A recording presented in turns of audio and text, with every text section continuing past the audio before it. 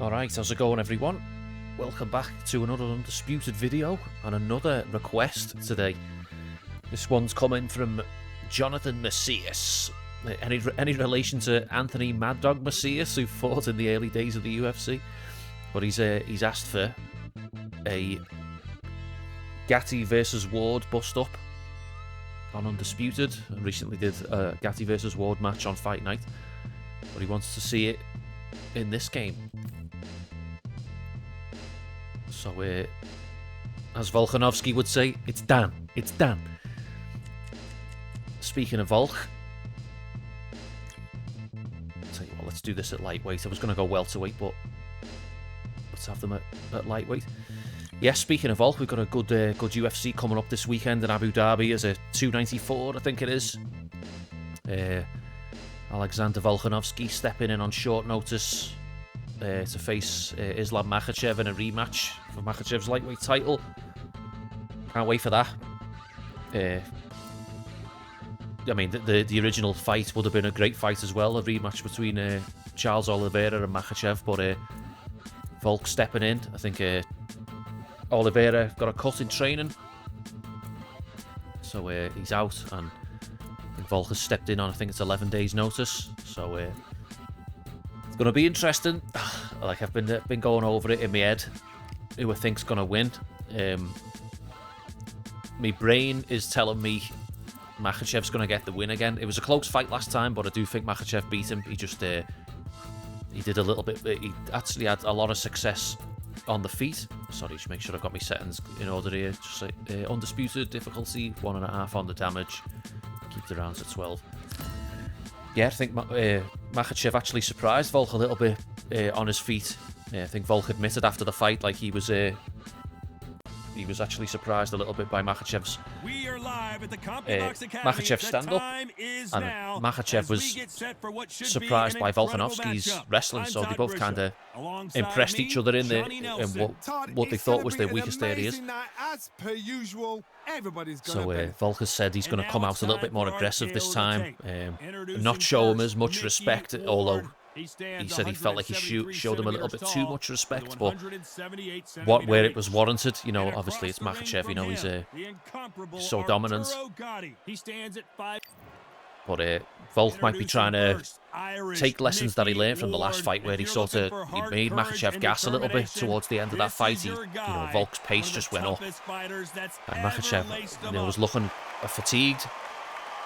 So maybe Volk is thinking, well, if he puts that sort of high pace on him early on, it might benefit him as the fight goes on. But I think Volk's got to be careful trying to come in aggressive. I think the times he did come in aggressive a little bit in the first fight, Makhachev was stinging him with some shots. He caught him with some knees in the clinch. He was catching him with some decent punches. I'll have to go back and watch the fight again, actually, because I've only seen it once. But I do remember Makhachev actually landing some shots, even in the later stages of the fight. So Volk's got to be careful coming in there, I feel. And he likes to sort of, I can't remember which stance he does it from, but he throws a strike and then he'll step into his alternate stance and then throw another strike. You know, he caught Makhachev with a few shots doing that kind of style, but he also got caught as well.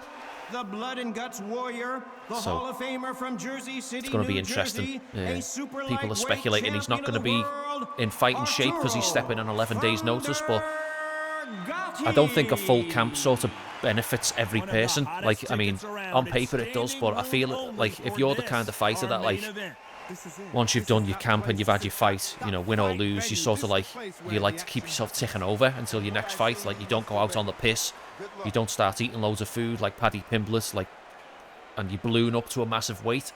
Like, you know, fighters like Paddy would obviously need like a full camp. But I mean, if you're somebody like Volk, who's kind of like always ticking over, he did acknowledge a little bit that he sort of, when he got the call to be the replacement, he was kind of a little bit heavier than he would have liked, but so he wasn't exactly in like prime condition. You know, he's had to do a little bit of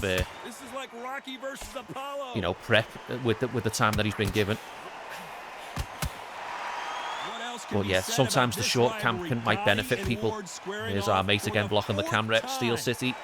I know you don't listen to my content, but you might just want to adjust this guy holding the camera just a little bit. It only happens on this venue. But yeah, so like an example of a oh, what the fuck happened with Gatti's arm there? Did you see that? Like, it hit him so hard it fucking snapped his elbow. So an example of a short camp benefiting someone would be when Michael Bisping stepped in to fight Luke Rockhold in the rematch, and Bisping ended up knocking Luke out and taking the belt.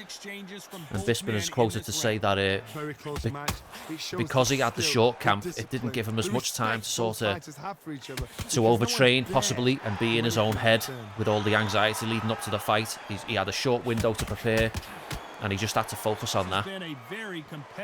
So it left a lot of like concentration just to focus on what he had to do, rather than like all the other exterior stresses entering in his mind. And you know, we all know what happened there, and he ended up winning. I mean, there's a lot of factors that go into someone winning and losing a fight, and you know, can you pinpoint it? That's the reason Bisping won. Did Luke just get caught? You know, he zigged when he should have zagged. Whatever. There's probably a load of reasons you could give to why some people might lose a fight. But yeah, I mean, kind of went on a super long-winded fucking tangent there, but I think, like I said, my brain's saying Makhachev, but my heart is saying Volkanovski. But I'm gonna, if I had to just spit it out and say who I think's going to win, I think Volkanovski's going to beat him this time. I don't know, I've just got a funny feeling. With all the odds stacked up against Volk, you know, the short notice, if you know people want to use that as a disadvantage, I don't know, I kind of see it as kind of going in his favour a little bit. But yeah, I'll go with Volkanovski. And then the co-main is an interesting fight, another sort of short notice replacement. It was supposed to be Paulo Costa against Khamzat Chimaev, but Costa is out. He's got like a bacterial infection in his elbow, I think. And Kamaru Usman has stepped up. He's moving up a weight, and he's filled in for Costa. I'm trying to fucking spin this camera around here just so this cunt's not blocking the fucking screen. So yeah, Usman stepping up to take on Chimaev, which is a fucking ballsy move. These two potentially could have met down the line if Usman. In another universe, if Usman would have beat Edwards and stayed as the champion, you know, there's a possibility that these Chimaev and Usman could have ended up meeting down the line at welterweight. But as things have turned out, here we are, and we're doing it at middleweight. So again, I've gone over in my head. I've gone over in my head how I think this fight's going to go. I think it's probably going to be Chimaev. You know, he's just so fucking... he's such a good wrestler, and I know Usman's good as well, but I just think that Eastern European wrestling style is just so fucking dominant. Like, they just really know how to control people, and it's going to be interesting to see how Usman deals with that. You know, Usman's a really good wrestler in his own right. Oh, but I don't know. I don't know really. It's like it depends what Chimaev comes out. Is he going to be like Kevin Holland, where he just fucking comes out and just dives for your ankle immediately and just wants to get you on the floor to just end it as quickly as possible? Or is he going to like sort of let his ego get the better of him with this like tough guy attitude and start standing and trying to bang? And you know, that didn't really go so well for him when he tried to do that against Burns. You know, Burns hit him with some fucking shots, like, and I think he wobbled him a couple of times. And I mean, he took the shots, like, you know, he didn't get knocked out, but he and you seen Chimaev's cornerman was fucking screaming at him when he went back to the corner. Those Eastern European camps, they really don't like it when their fighter stands and bangs. They just want to, you play to their strength, you know, fair play, like, and get their opponents on the ground where there's pretty much no answer for that kind of, you know, that's very dominant wrestling style. I mean, unless you fucking like Volkanovski, who hung in there well against that style when Makhachev was trying to do it to him in their fight. You know, Volk held his own, and Makhachev even admitted, you know, he was stronger. But I don't know. I reckon if Usman, I mean, Chimaev's like a decent striker as well. You know, he's got some you know, he's got some power on the feet. He slept Gerald Meerschaert with one punch, and if you look at some of Chimaev's highlights from other organisations before he entered the UFC, there's like some really good like finishes where he's stopping people on the feet, and I can't remember the guy's name who he knocked out, but he turned somebody's lights out with a really nice uppercut, like a step-in uppercut, and you know, he's not afraid to stand there and throw punches. But then you look at Kamaru's striking as well. You know, he fucking slept. He slept Masvidal. You know, with a beautiful step in right straight. No one had really stopped Masvidal like that until Kamaru had done it. You know, Masvidal had been in there with people like Nate Diaz, and you know, Nate's not known for his power. He's more of an accumulation striker. He was in there with Darren Till, and Darren Till hit him with a beautiful left straight right at the start of that fight and put Masvidal on his ass, and he just took it. So, you know, Masvidal's known for his durability and his chin. But fucking Kamaru just fucking slept him. Like, he dropped him big time with the punch, and then he fucking laid him out cold with follow-up strikes. But Kamaru's he's no slouch with his after being just like mostly a pure wrestler early on in his career. He really developed some decent boxing. Like, you know, he dropped Gilbert with a jab, a really like, you know, stiff jab. You know, when Gilbert was kind of tilted to be the favourite in that fight with the striking, and it was Gilbert's striking that ultimately got him in trouble in that fight, because I think Kamaru countered Gilbert's left hook, and he got reads on it, and it was the jab that sort of Kamaru's jab that led to that finish. Is obviously the great equalizer in boxing, but when I don't know. I think if Kamaru can sort of drag, I mean, it's only a 3-round fight, so it benefits Chimaev in that way for his gas tank. But I think if Kamaru can sort of manipulate Chimaev's ego a little bit and trying to get him into this like I'm a badass sort of role, and sort of like a bit of a rough and tumble match like he had with Burns, I think Kamaru comes out on top. But I don't know, I think if Chimaev just executes his wrestling early on, might give Kamaru some problems. And, you know, I think he's got the possibility to stop Kamaru with strikes as well. You know, it might be a case of he... oh, nice 3-punch combination there. It might be a case of Chimaev hitting Kamaru on the feet with strikes, then he might shoot in for a takedown and finish him on the ground with ground and pound. I don't know. Or, you know, if he's got him rocked, he might try and submit him. I don't know. It's all these... I'm shit at making predictions, but I just try and think of how things might play out in my head. This is certainly an aggressive fighter, but that doesn't. But I'm going to go with Chimaev. I was going to go night of the upsets. And, you know, Volka and Usman both getting the upset, but I think I'm going to go with Chimaev. The guy's a fucking psychopath. You know, he's like, he just loves to fight. And he's been out for, what, the best part of a year. And he's just itching to get back in there and just make a kill. And it's, you know, it's Usman's first time. He hasn't had time to sort of get acclimated to the weight. You know, it's the first time we're seeing him fight at this weight, and I'm going to go with Chimaev. But I'm looking forward to this card. It would have been interesting to see Costa against Chimaev, but I think Costa would have beat. I think Chimaev would have beat Costa as much as I would have wanted Costa to win. I think Chimaev, I think he just dive for his ankles and get him on the floor. It'll be a fucking wrap. I don't think Costa's got a good enough ground game to stop Chimaev's wrestling.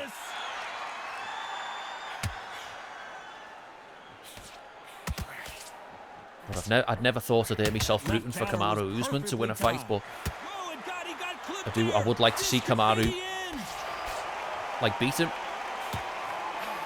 Oh, power left hook off that right straight to the body. Oh, drops the hands with the right straight to the body. Opens up the head. Beautiful power left hook connected. See that again. Yeah, I never thought I'd find myself rooting for Kamaru, but here we are. Fucking hell.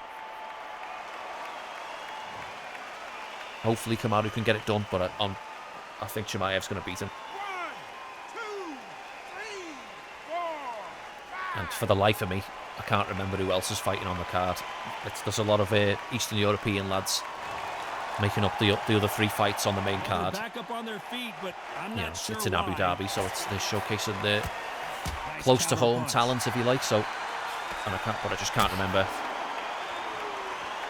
who else is on the card.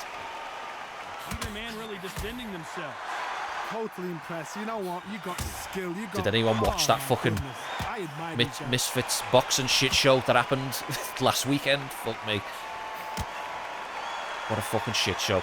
You know, Tommy Fury fucking taking KSI to a fucking decision. I mean, he's got paid for it, like, but I mean, he should be fucking finishing KSI. Do you know what I mean? Should have been finishing Jake Paul as well. Really. But getting took to a decision by KSI looks like a fucking. He straight up looks like a xenomorph from the Alien movies. He's a dead ringer for a fucking xenomorph. And then you'd had fucking Dylan Dennis and Logan Paul. Fucking hell. Oh. I mean, it was very fitting the way it ended, really, wasn't it? I mean, because the whole thing is a clown show. The whole thing is a circus. So, I mean, that's the perfect way it should have ended. You know, Dylan Dennis trying to fucking lock up, shoot in for a double leg at one point during the fight, and then getting a point deducted, and then he tries to drop down for a guillotine, which he couldn't even fucking finish. You know, he's like a, you know, a well-established fucking BJJ fella, and he fucked up dropping down for a guillotine against Logan Paul, who's got no grappling experience whatsoever. I know he's wearing fucking boxing gloves and he's fucking fatigued towards the end of the fight, but come on, Dylan, you're not fucking you're not doing yourself any favours there by not even being able to cinch up a guillotine. Nick Diaz managed to cinch up one against Jake, you know, when he had fucking boxing gloves on. But yeah, it was a fucking circus, fucking disgrace to boxing. He misses with that jab. I don't like the idea of, you know, the boxing promoters like Eddie Hearn. It's like, oh, you know, it brings more eyes to the sport. It brings casual eyes to the sport. You know, I'll be the first to admit I'm no hardcore boxing fan. I'll tune in for certain fights now and again, but MMA is where my main focus is. I tune in for every UFC. I tune in for every fight night on ESPN. But with boxing, it just depends who's fighting. Sometimes that'll make me tune in or not. But it's a fucking clown show. Like I say, it's all right. The boxing promoters saying it's bringing in new eyes to the sport, but it's bringing in the wrong eyes. It's bringing in fucking fans of fucking the Paul brothers. Do you know what I mean? It's like they're like fucking teenagers, fucking who watch fucking anime and collect Pokemon cards and shit like that. Do you know what I mean? Yeah, what a fucking clown show. Only caught the highlights because I'm not fucking paying for that shit, but the highlights made the fight look a lot better than both of the fights look a lot better than it actually was. But yeah, very, very fitting ending, especially to the Dennis and Paul fight. It's a fucking circus to begin with, and it should fucking play out like a fucking circus show.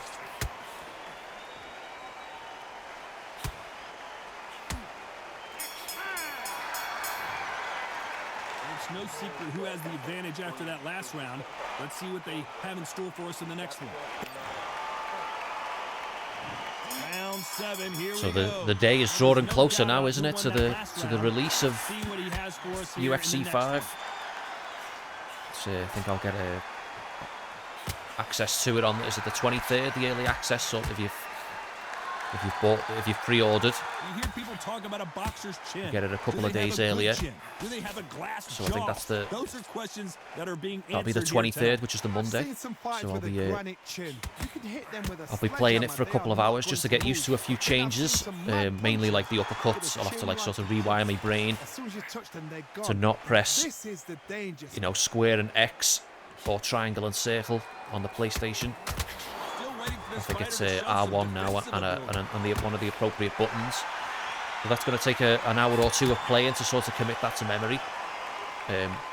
But once I've done that, I'll be jumping straight into a career mode on the hardest setting. I'm going to go in at the deep end. I'm not even going to give myself time to learn the submissions. I'm going to try and learn on the fly in the career mode, because that's going to be quite a fitting sort of role play for my first career mode. Obviously, I'm going to make myself And I'm going to make myself as a...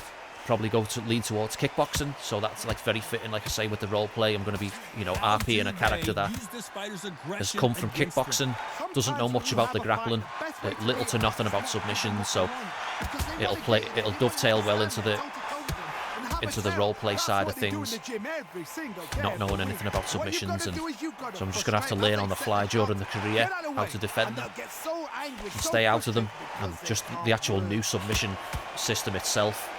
I'm just going to have to learn it all on the fly. I'm actually looking forward to seeing what the input delay is like in the new one.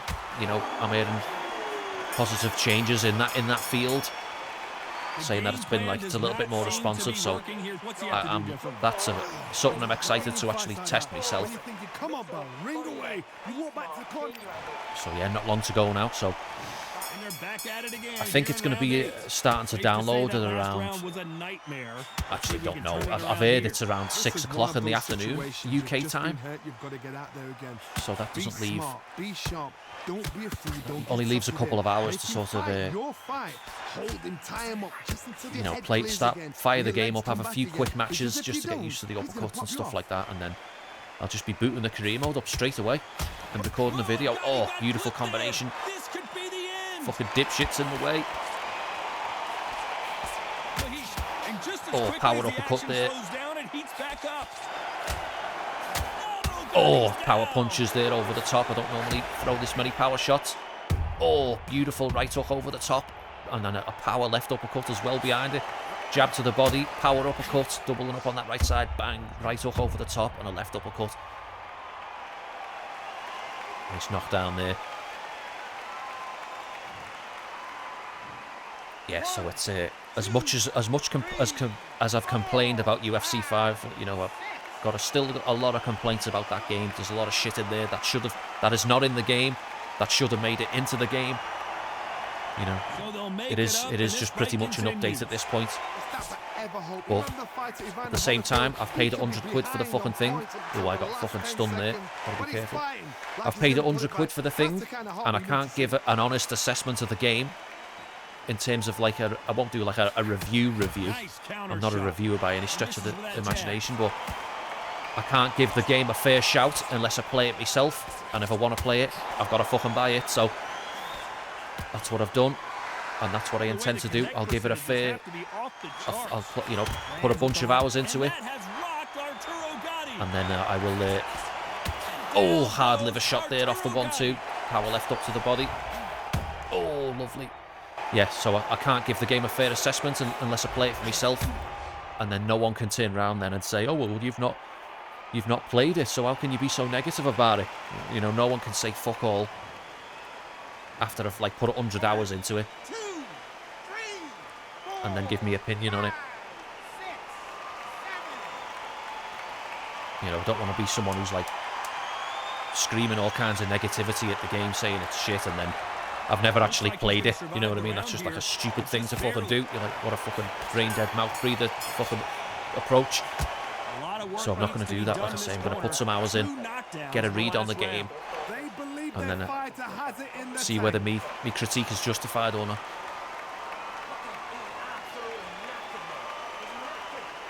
I've seen a lot of people putting up like videos over the past few days, you know, like talking about fighter stats and shit like that, and that means nothing to me. Like, if you've watched these videos with Undisputed, I don't focus on stats. I don't focus on it at all. I just pick someone who will want to pick that day, and I'll fucking use them. Whether they're lesser ranked than the opponent or higher ranked than the opponent. I actually enjoy using lesser ranked fighters. But I don't know why people are fucking bothered about stats. Really, in UFC, no one plays sim in that game. In terms of like online, I don't really see people playing sim. Cryoxis is probably one of the only ones who I see trying to do a sim style approach and actually kind of replicating people how they like to fight as you see them on the telly.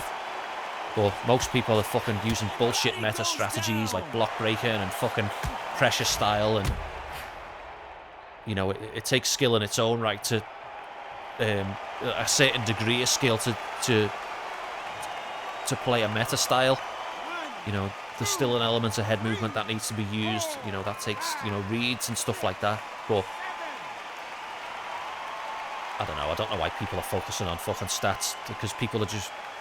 Well, I guess the people that are focusing on stats, they're the meta players, and they're only going to be picking the highest statted fighters anyway. They're not going to give any of the others a look in. Oh, hard left up there, lands. Power uppercut up the middle, blocked. Oh, got caught with one there as I tried to pivot off to me left. Oh. Double jab. Oh, beautiful double jab and a right uppercut. Serious business now. Can he get out of this big pressure situation? Oh my word. Oh, he's still hurt. Oh, went for the power uppercut up the middle off that liver shot. Gatti's having a tough time recovering. Oh, beautiful left uppercut to the liver. Yeah, so that's why I've not been putting on videos like on stats and shit like that. Because I don't really give a shit about fucking that kind of information, really. Oh. Gatti just survives to the end of the round. You've been put down, you've got to think right, survive and then give it back the next round. And here comes the 10th round. You couldn't finish him off in the last round. Let's see what this has in store for us. Oh, listen to me. If I knock somebody down like that round, you know this round coming out? He's getting everything, full barrel, because I know his legs are gone. Shouldn't be too far off the Undisputed career mode dropping now. I reckon it's, releasing. Sorry, let me fucking start that sentence again. I just had a complete fucking brain fart there. Oh, big right, straight left up. That might be it. Yeah, we shouldn't be too far away from the Undisputed career mode releasing now. I reckon it could be towards the end of this month or early on next month. Oh, beautiful right, straight left up there. Well, it's going to be something to look forward to in terms of making content. I'm going to be hammering those career modes, and obviously from a testing standpoint, to be able to test the AI and to see if it's be good in the career, and just to test the actual contents of the career mode itself, making weight and the training games. I don't think we're going to be actually able to play the training games, for what I've been told from someone in the comments, but that might be coming down the line. I hope that's true. I actually want to be able to do training sessions. I don't just want to imagine that I'm doing the training sessions, and then being awarded certain stats just by pressing the fucking appropriate training session. But yeah, that shouldn't be too far off now. So things to look forward to on the channel, career mode wise, if you're into that. It's going to be Undisputed career modes, it's going to be UFC 5 career modes. So I'm going to have more content than I know what to do with. Alright, but for now, I'm going to leave it there. Thanks very much for watching. Jonathan Macias, thanks for your request, mate. I hope you enjoyed the fight. And if anyone's got any requests, there's a link in the description. If you want to check that out about leaving requests. Well, thanks very much for watching, and I'll see you in the next one.